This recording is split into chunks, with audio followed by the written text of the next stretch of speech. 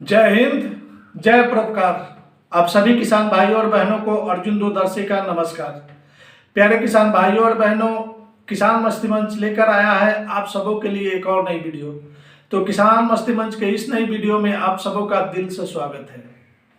प्यारे किसान भाइयों और बहनों, किसान और पशुपालक भाइयों के लिए एक बहुत ही बड़ी समस्या सामने आके खड़ी हो गई है, जो पशुओं के लिए काल साबित हो रहे हैं। आज हम बात करेंगे इसी लंपी महामारी के ऊपर।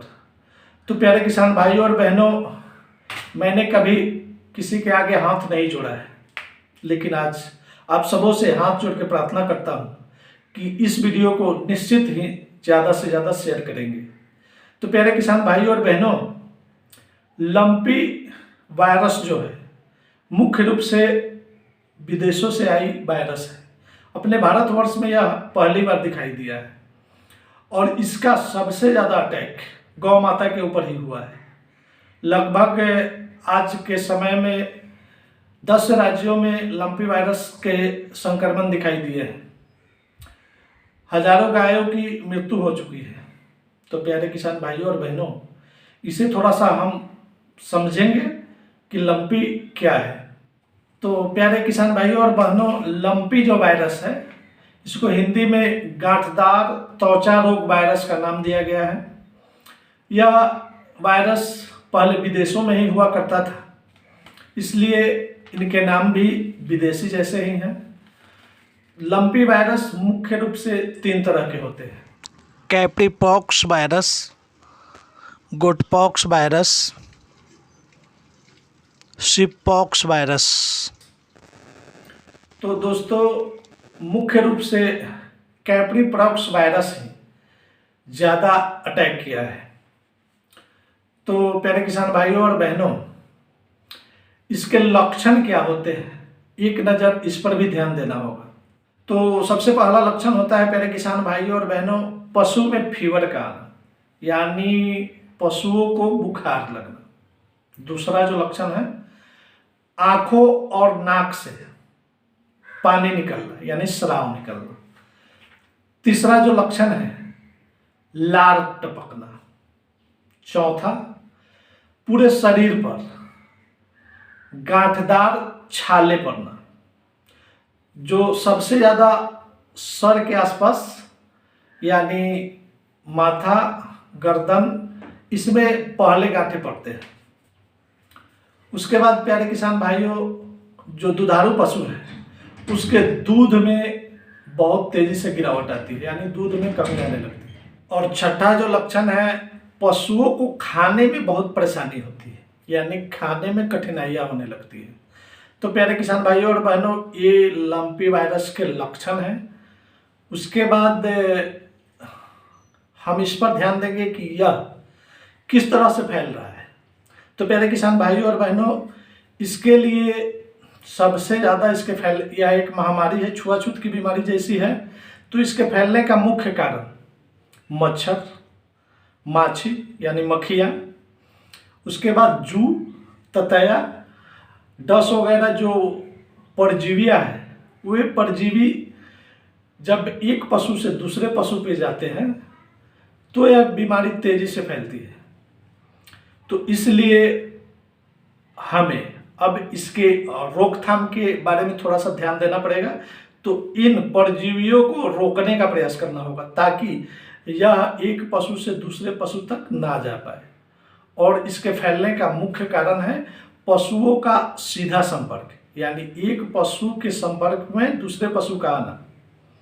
तो इससे बचाव के लिए हम जो भी हमारी संक्रमित पशु है, तो प्यारे किसान भाइयों और बहनों, इसे हम अलग रखेंगे।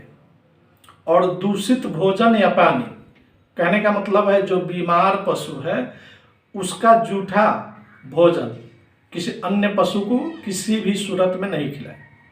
और ना ही उस पानी को, जिस पानी को बीमार पशु ने पिया है, कहने का मतलब है प्यारे किसान भाइयों और बहनों, पीड़ित पशु के प्रभाव में आए हुए पानी को भी दूसरे पशु के ना तो शरीर में टच करने दे, ना ही उसे पिलाए।